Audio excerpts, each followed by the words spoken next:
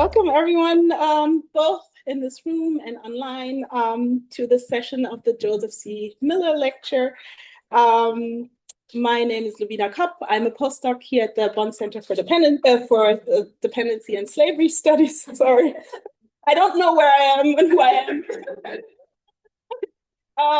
And it is a great pleasure to introduce today's speaker, Professor Michael Sawyer. But before I introduce Michael, I want to mention that this lecture emerged out of a collaboration between the BCDSS, the University of Cologne, the Technical University of Dortmund, the America House North Rhine-Westphalia, and the Literature and Education Project Call It Live. And I warmly welcome my colleague, Johanna Pitetti-Hall from American Studies at Cologne, who joins us here today. Michael is actually going on a lecture tour with the BCDSS being his first stop. He will be speaking tomorrow at the TU Dortmund and on Wednesday at the University of Cologne.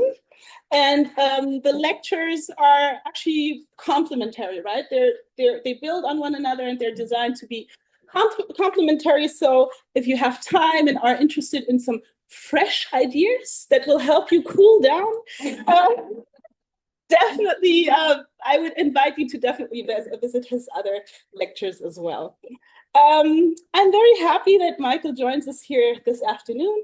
He's professor of African American literature and culture in the Department of English at the University of Pittsburgh, where he also serves as director of graduate studies.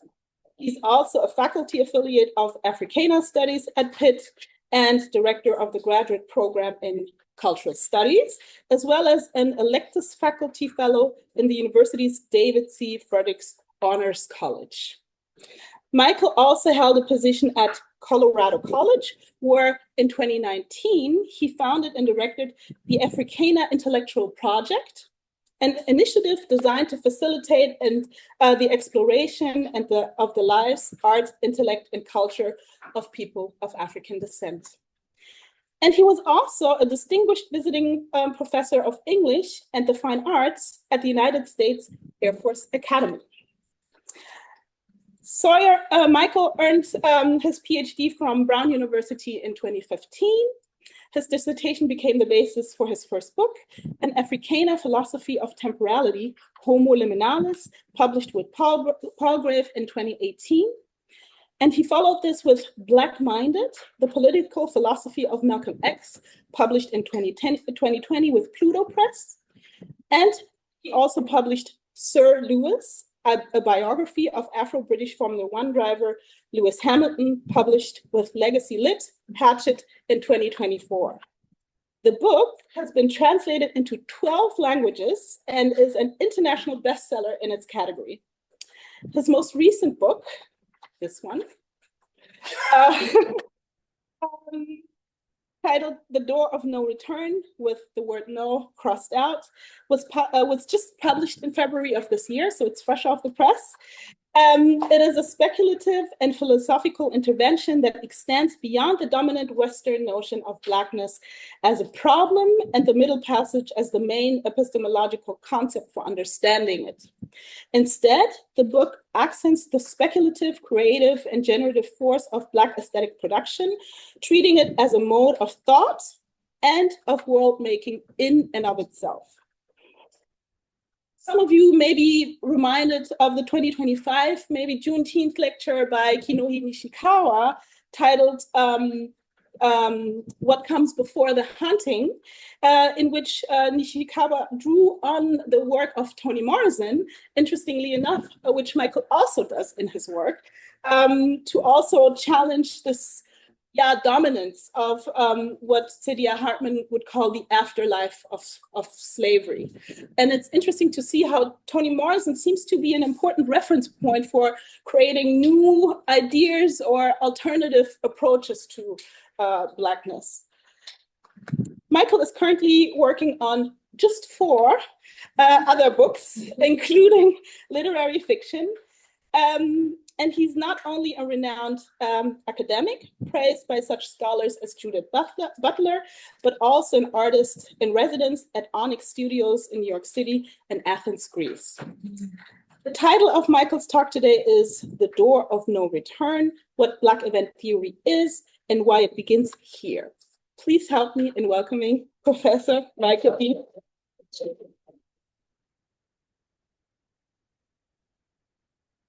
Yeah, first, Lavina, thank you so much for the kind introduction. It's really a pleasure to be here. These events are really difficult to pull off. It's like, so I'm really grateful to be over in Germany. And of course, so many people had to work on this to make it happen. I know Jan, we were constantly in contact going back and forth, just trying to get this presentation sent over because of the, just whatever with the bandwidth, et cetera. He is so helpful. Obviously, and Johanna, who we've been friends. I mentioned this is the 13th anniversary of us meeting at the School of Criticism and Theory at Cornell. So we've been in contact the entire time. So I'm really grateful for this opportunity to talk about this book and things to come after it with such a diverse audience. And so, I want to begin by, in a couple of different ways, right? First, by outlining what I think are the principal interventions of the book, just to get a feel for what I think it's up to, what it aspires to be doing. Then talk about what Black event theory, naming it after the book came out, to talk about what I'm actually trying to propose as a systematic approach to this discourse. And then finally, and prior to that, to relate this to what I think, how it relates to this institute, what Joseph C. Miller's work allows and proposes from this perspective. This book doesn't arrive as a survey of Africana philosophy or literature, and it's also not meant to be kind of, an intervention or account of a settlement of accounts with respect to what's going on in Africana thought. It's speculative in its intervention. It wagers is simple to state and difficult to sustain in some ways is that the Black aesthetic, music, fiction, performance, visual art is not a set of illustrations, but in fact is thought and has a domain of cognition of its own right. The theory, therefore, is that much of the labor of this book is to do is to make philosophy capable of recognizing what it's trained itself not to. The master ambition follows from that wager is to build the positive pole with the same rigor that has been lavished on the negative pole, meaning that in some ways, the dominant discursive framework for Africana thought over the past 10 to 15 years has been pessimism primarily, which I view as, this is not a book meant or a project meant to dismantle that discourse. I believe that discourse has effectively mapped the territory of what we understand as the anti-Black world effectively. And what I want to use it to as an opening to propose that there's something beyond that. And the fact that this argument should open here at the center is really important. As I mentioned just briefly, Joseph Miller, for the better part of almost 50 years, helped us understand a new way of viewing slavery and shifting it from a noun to a verb, slaving rather than slavery, right? Meaning it's an active kind of process and not rendering it parochial in the sense that the Atlantic world becomes the only way in which we understand this discourse, right? The way I read Miller, and I'm glad to hear from you all who are experts and immersed in his work in ways that I probably am not, is that this notion of strong asymmetrical dependency and what that actually means is a refusal to essentialize, and also allows us to understand what slaving means across different cultural epochs, across different geographic spaces, across different times, right? So what that allows me to do is to make dependency, it makes dependency comparable across all of human history. And you can bracket from that perspective the question of being. The way I view Miller, he necessarily brackets being. And that's the opportunity that I think Black event theory brings, because what I want to do is understand what happens when dependency reaches the point when it alters the ontological possibility of beings, right? Where the point of the dependency becomes so asymmetric that it's designed to obscure the possibility of understanding what came before it, and in many ways to obscure the possibility of something that comes after it. So on its own terms, right, the threshold of that at which that relation ceases to be relation and becomes an attempt at ontological erasure is what I'm talking about. Where against that erasure, structure of being is originated rather than merely suffered. So dependency studies gives me the grammar of that relation. But it doesn't give me the ontology of it, which is where I think this is useful from my perspective. And so Miller's work has always been something that have used to kind of understand what I think are the possibilities in this problem, frankly. I want to be exact about what I'm saying about the notion of the rigor with which I want to approach this and approach what Afro-pessimism has offered us. It's Afro-pessimist orthodoxy is that Blackness is constituted by the gaze that despises it, that there's no Black being prior to the encounter, that Blackness is elaborated in the very motion that produces social death. This is Orlando Patterson being adopted by Afro-pessimists in this way. I take that as a very precise description of an architecture. And part of the book, the design of this book is to differentiate the question of architecture versus world. And what I'm arguing in the text is that, we'll see, I have a diagram that I hope will help us to understand this, is that the notion of anti-Blackness is posing as a world when it's actually an architectural feature of a particular world, right? And what that dystopia and almost cognitive dissonance is designed to do, and this is the project of white supremacy or any supremacist logic, frankly, is to render its victims incapable or unwilling to think anything beyond that, only to attempt to survive within it, right? And so part of what I'm trying to get at with this project is to think beyond that and to imagine, and imagination does a lot of work in this. And I think and I don't want that to be sentimentalized, right? Because of the way in which, when you say imagination, it becomes almost a notion of kind of utopia, et cetera. But the analogy I use from an American studies perspective is that the notion of manifest destiny was imaginary, right? Like the people who proposed something like the fact that the United States should reach from the Atlantic to the Pacific did not even know where the Pacific Ocean happened to be at the time, right? They got to Salt Lake City, which is Salt Lake City now, and thought that Salt Lake was the Pacific Ocean, right? They had to be told by indigenous people. There were thousands, you were nowhere near the Atlantic. So what happens now is that imagination gets filled with reality, and therefore it's not even appropriate to question that anymore, right? So Manifest Destiny, as an imaginative project, serves as the type of intervening event that creates a kind of reality that obscures the fact that it was just imaginary in the first place. So, I want to think through that, right? Because imagination, architecture, and world become really operative terms in the opening moments of this book.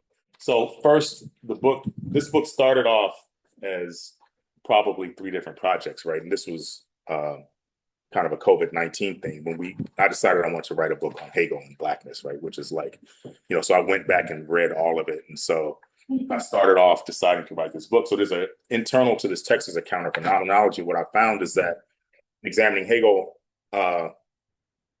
it's not the only, but I think it's one of the most accurate. I think his work is one of the most accurate expositions of what anti-Blackness functions as its pretenses world, right? So that examination allowed me to kind of push around in there and see where the fissures happen to be. So there's a meditation on the phenomenology that I think is useful from the perspective of being able to understand how you can undo that logic where death is positioned as the way forward through a project of subject creation and recreation. The next is a distinction hidden in plain sight in W.E.B. Du Bois's work. And it's important to understand how important the time Du Bois spent here in Germany was to his work, right? Like Du Bois is a profoundly dialectical and Hegelian thinker in my mind. And what he does in Souls of Black Folk in the early 1900s is to provide us the grammar that to me is the opening moment of what we understand as that kind of philosophy, frankly. And what I learned in studying Du Bois is that what we've taken in our field as orthodoxy that he articulates a veil, there are actually 2 separate ones. And this came from a study of, if you study Black Reconstruction, there's a sentence in which he uses veil twice. One is small case and one is uppercase, meaning he's talking about 2 different things. You take that understanding and go back to Souls of Black Folk, you'll find that he routinely goes back and forth between the 2, where the small b veil is what we understand as the color line, a kind of classic understanding of the separation between Black and white.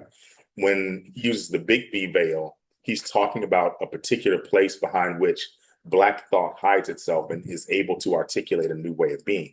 So this requires us to go back and revisit a lot of the work that we've done on Du Bois to differentiate exactly how that articulation. And Du Bois is the type of thinker who, in his pedantic way of approaching things, pedantic taken in its most generous form, is to hide things in plain sight that only those who study carefully will be able to witness them. And so I think it's important for us to think through Du Bois again, that distinction.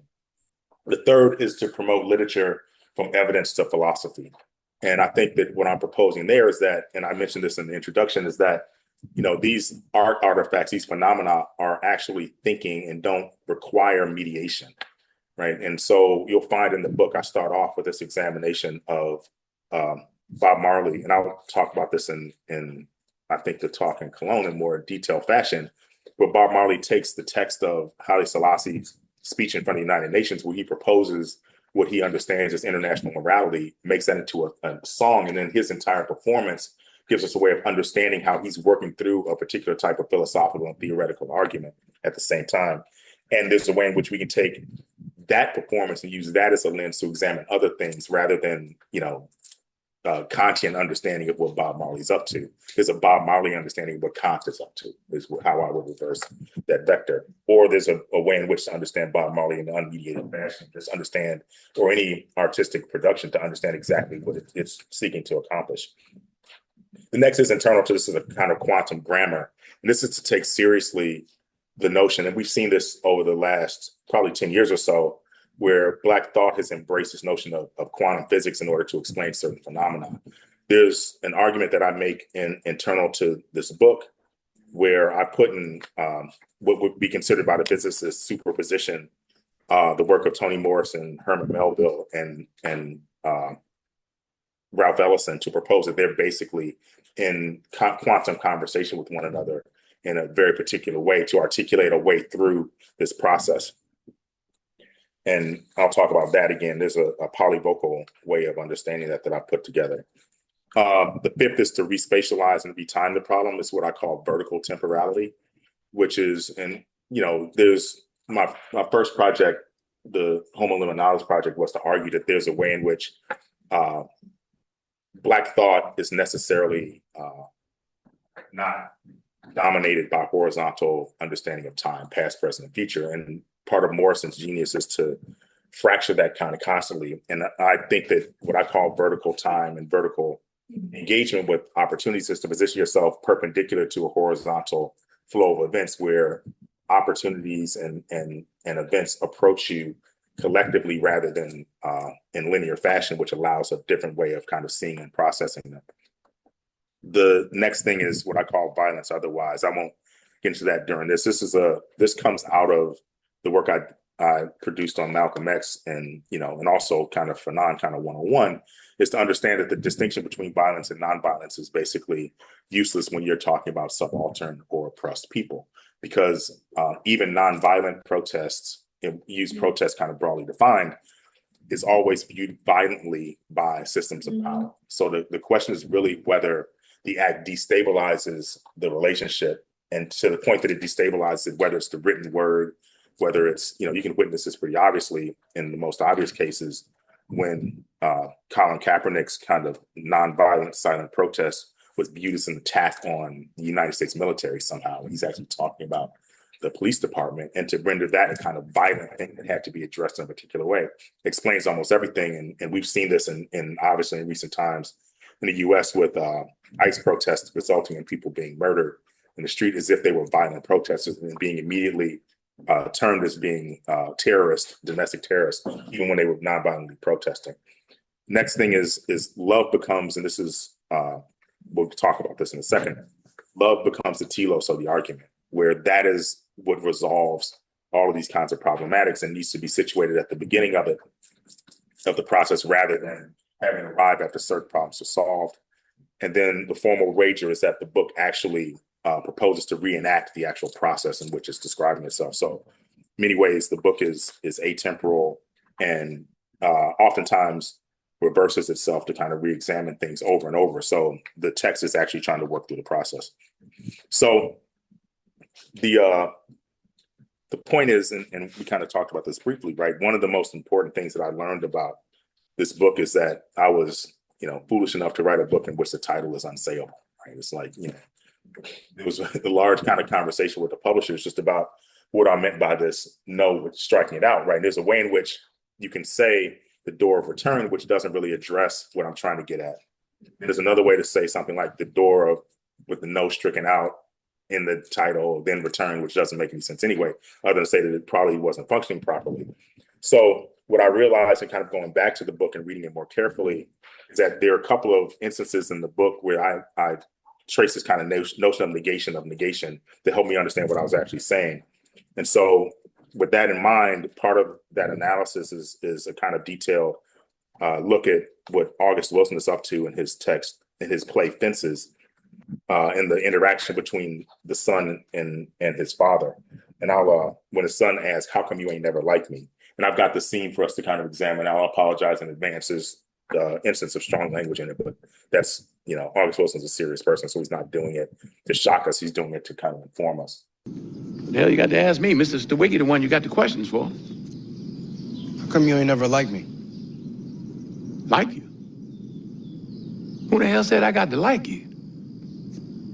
What law is there say I got to like you? Want to stand up in front of my face and ask a damn fool-ass question like that? Talking about liking somebody. Come here, boy, when I talk to you. Straighten up, goddammit. I asked you a question. What law is there say I got to like you? None. All right, then. Don't you eat every day?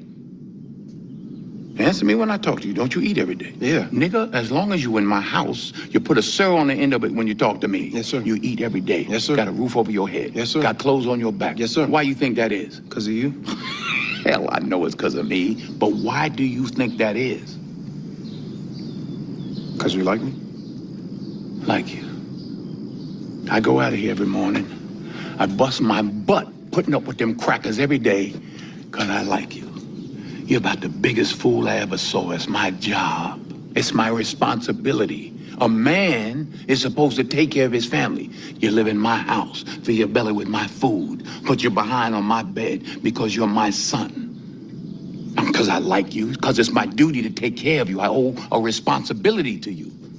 Now, let's get this straight right here and now before I go along any further. I ain't got to like you. Mr. Rand don't give me my money come payday because he like me. He give it to me because he owe me. Now, I don't give you everything I got to give you. I give you your life. Me and your mama worked that out between us, and liking your black ass wasn't part of the bargain. Now, don't you go through life worrying about whether somebody like you or not. You best be making sure they're doing right by you. You understand what I'm saying? Yes, sir. Then get the hell out of my face and get on down to that A&P.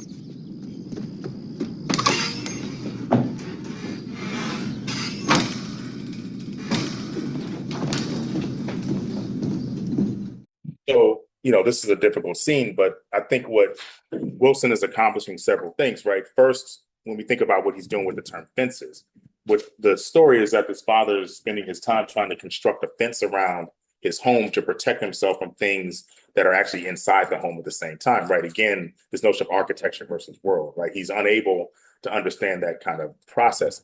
What this negation thing is what is really important to me, the notion of the ain't never, right? And what Wilson's doing with kind of Black vernacular speech. First off, if a person in Black colloquial speech says ain't never, it means they're always going to do it, right? It's like someone says, I ain't never going over there again. They're going right over there as soon as they said it. And what this really is saying is that he's asking his father, how come you've always liked me?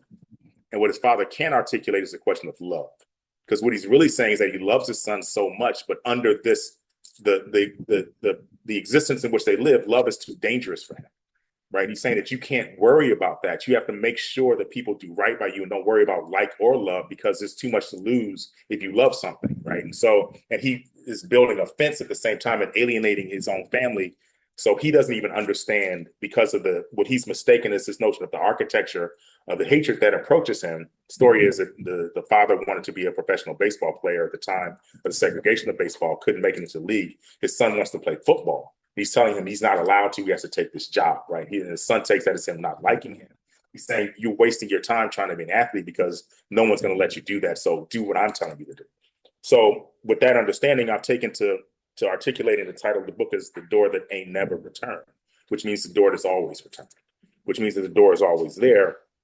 And that part of the temporal environment that I'm proposing is that there's a way forward, there's a way backward only by going forward. And so what happens is the door is not behind us. We don't have to retrace in kind of detailed fashion the path back through the middle passage, but to understand that the fact of the door of no return, actually there's a way forward to a different world. And as I mentioned, the term world here is doing a great deal of work, right? And this is where Morrison enters this argument in several places. And in a lot of my work, all roads lead back to Beloved in certain kinds of ways, but this in particular comes out of an essay in her The Source of Self-Regard. She proposes the following, right? And this is relevant to even what you're doing here in this environment, right? She says the distrust that race studies receives from the authenticating off-campus community is legitimate only when the scholars themselves have not imagined their own homes, have not unapologetically realized and recognized that the valued work they do can be done no other place, have not envisioned academic life as neither straddling opposing worlds nor as a flight from any. Du Bois's observation is a strategy, not a prophecy or cure. Beyond the outside-inside double consciousness, this new space postulates the inwardness of the outside, imagines a safety without walls we can see for a third, if you will pardon the expression, world, already made for me both snug and wide open with the doorway never needing to be closed home. So a couple of things are happening here. First off, Morrison is, I think, positively teeing up in a certain way the fundamental argument that Du Bois makes in Souls of Black Folk, where this book proceeds in kind of 3 points, from cognition to consciousness to being. And I'm tracing Du Bois's argument where he starts with the notion of second sight, which is the system of cognition, double consciousness, which is a system of consciousness, where we often stop for whatever reasons. We don't have time to kind of re-examine why that's the case. And then it finishes itself on two-ness, a system of being, where Du Bois proposes that the possibility of Negro and American are incompatible inside of one single body, right? So that kind of trace through is kind of best processed by this kind of diagram that does a ton of work in the book, right? So the argument being is, you see the kind of center piece of this, and this proceeds in kind of temporal fashion from left to right in linear fashion. You'll notice that the world that we are functioning in right now is what I call anti-Black world, or world one, right? Internal to that, that larger kind of process is what Du Bois proposes as world two, which has internal to it this separation between the Black world and white world, divided by the color line of the small b veil.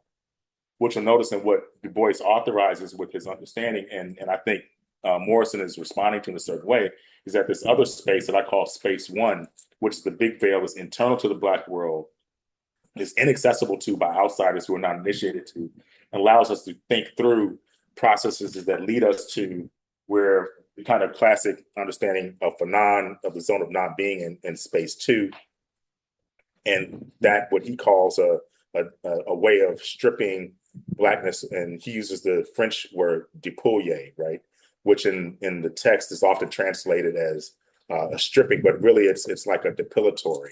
If you think about like almost plucking a chicken, we're talking about plucking the things off that then give you a new source of beginning to go to the next thing. That leads to what I call space three, which is where this kind of triple space, 124, which is the home and beloved Jack the Bear's hole outside of Harlem, and the introduction of Invisible Man and the sign of the trap in the opening moments of Herman Melville's Moby Dick, where Ishmael visits a Black church. And Ellison takes the term, Ishmael thinks he hears one thing. Ellison takes that as the opening of the church service in the introduction. He says it's the blackness of blackness, and says, if you don't listen to this, you'll end up in the belly of the whale, talking directly back to the Ishmael who's already left the building and doesn't hear what we would call Black study. That leads to that liminal space, or the threshold there, which is the door of what I would call now a never return, which is the way to lead to kind of Morrison's third world, right? A lot of this is explicitly related to another German thinker, Hans Blumenberg's work, Shipwreck with Spectator, right? Where Blumenberg proposes that the condition for real philosophical action is the destruction of systems of thinking. And what I understand Blumenberg to be proposing is that you have to basically wreck a system, and then that thing in the shipwreck, that last piece of wood that you're holding on to, is the thing that gets you to the next space.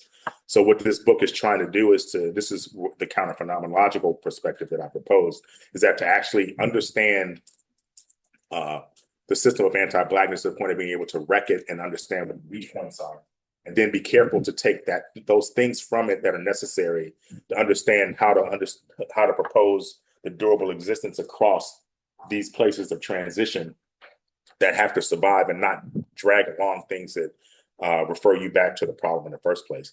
Last thing I'll do is to point to what I call here is this is the ontological proposal, Black World Prime, right? Obviously, if this is prior to the Middle Passage, in Black World Prime, there was no point of reference for the people who existed in that space to understand something like anti-Blackness in the way that we understand it now, which means that there's a positionality that existed before and necessarily can exist after it without having to have predicate relationship to negativity that then encumbers the possibility in the future. So as we kind of go through this question, keep this kind of diagram in mind in the back of your mind as to how what I'm proposing as we move through this in kind of temporal and systematic fashion. The next thing I want to do is just talk about kind of Black event theory, period. So what this does is the theory of the event, and this is in many ways indebted to French philosopher Alain Badiou's work on the event. His book, Being in the Event, is really provocative for me in positive kinds of ways. But what I want to do is to understand that. And when I use the term just as a frame of reference, right, I'm using Black here as an empty and both empty and kind of full cipher. And this is an acknowledgement to, again, back to what Malcolm X is doing. At the tail end of Malcolm X's life and his career, which kind of ended at the same time, he uses Black to understand all aggrieved people, right? Malcolm X had an office in the United Nations where he was functioning as an actual almost delegate for the world as we understand it that were under grievance. So when he's talking about the conflict in Vietnam, he's talking about what's going on in Central America, he's talking about freedom movements in Africa, et cetera, South Asia, wherever he happens to be understanding things, he used the term Black broadly. I'm doing the same thing here, where Black event theory depends upon what I'm calling intervening ontological events. And what happens here is the Middle Passage is obviously what I would understand is a negatively framed intervening ontological event, where these are phenomena of such magnitude that they obscure the past and also begin to obscure the possibility of some future outside of them, right? So it doesn't, we don't have to go far to understand that the erasure of historical relationship, and this is back to Patterson, right, what he calls natal alienation and slavery and social death, is the impossibility of understanding the natal relation of the enslaved person to the kind of predicate existence.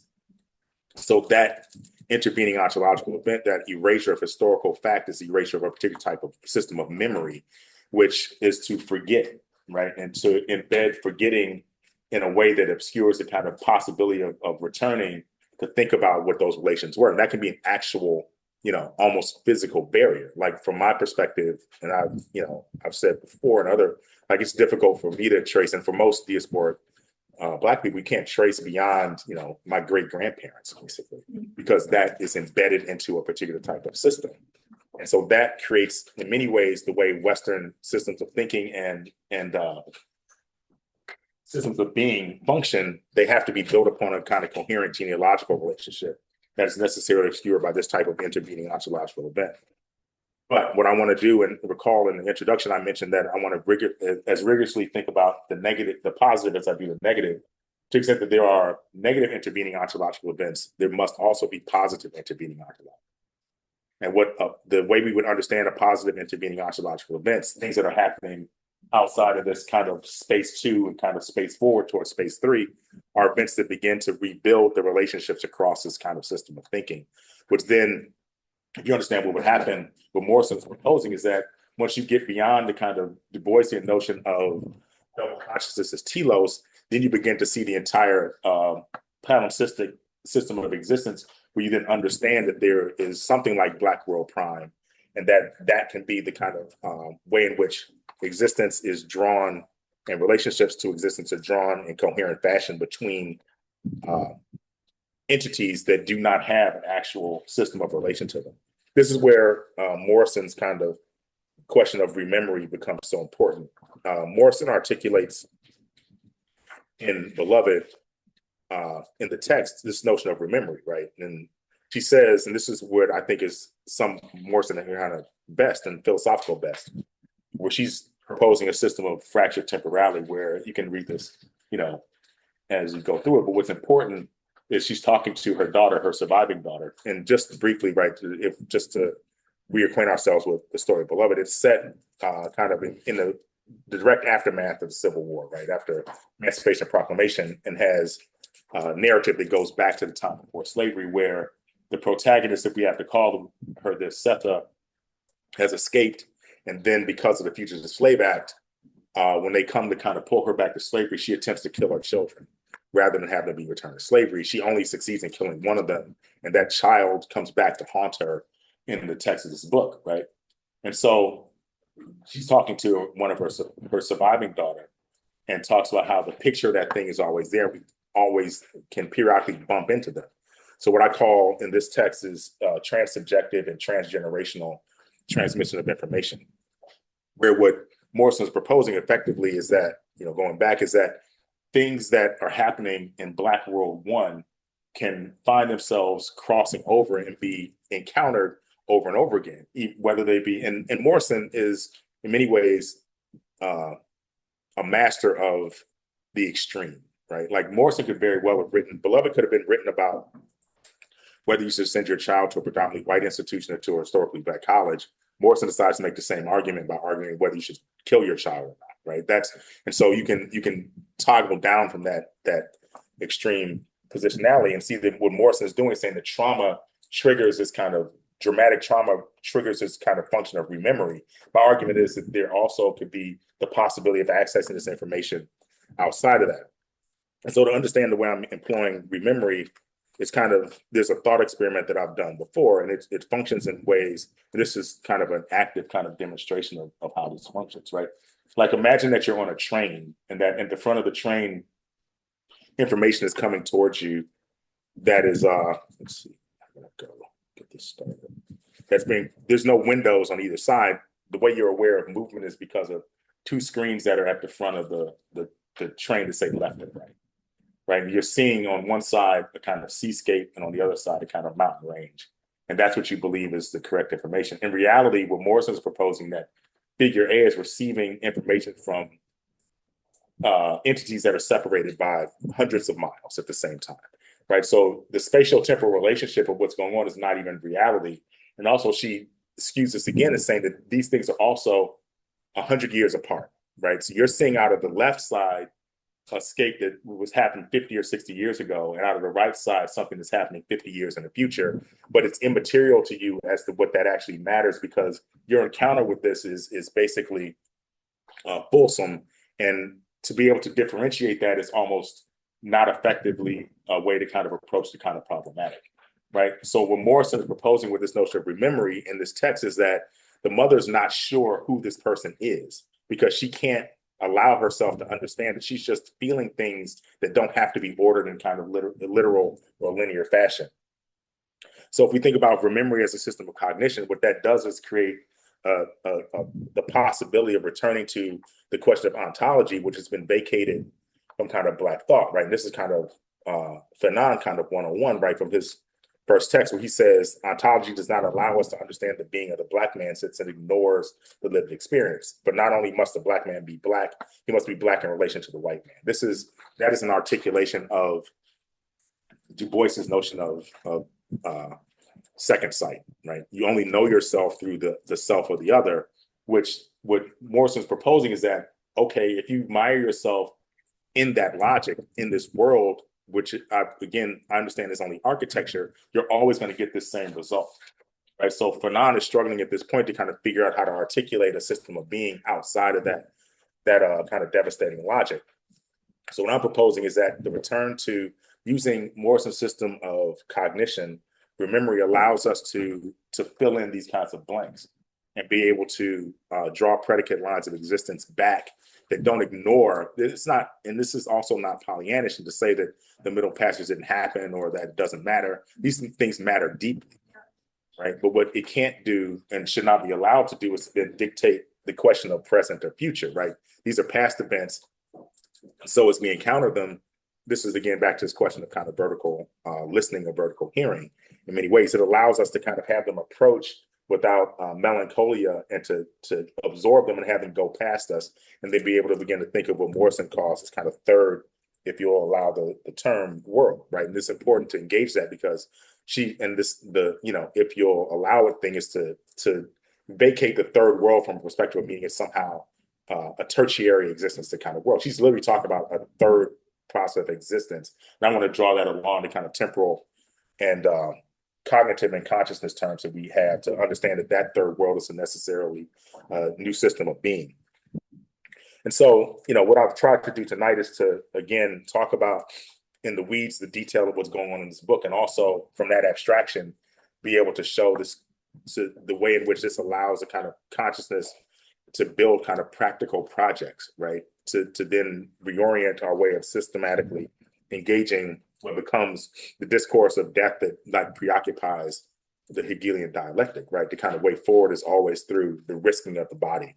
And in the risking of the body for Hegel, in his situation, is the metaphoric notion of slave or subservience, which for subjects who are marginalized is all too real. At the end of that, what this looks and sounds like, again, is to return to where we were at the beginning of this, right? With the ain't never, and to understand that the question becomes, how do we introduce the prospect of both liking and loving in situations where like and love have been systematically denied? And that is through what I think is being able to employ effectively what Morrison grants us is this question of remembering. Thank you for that. Then I look forward to kind of questions, and we can kind of work through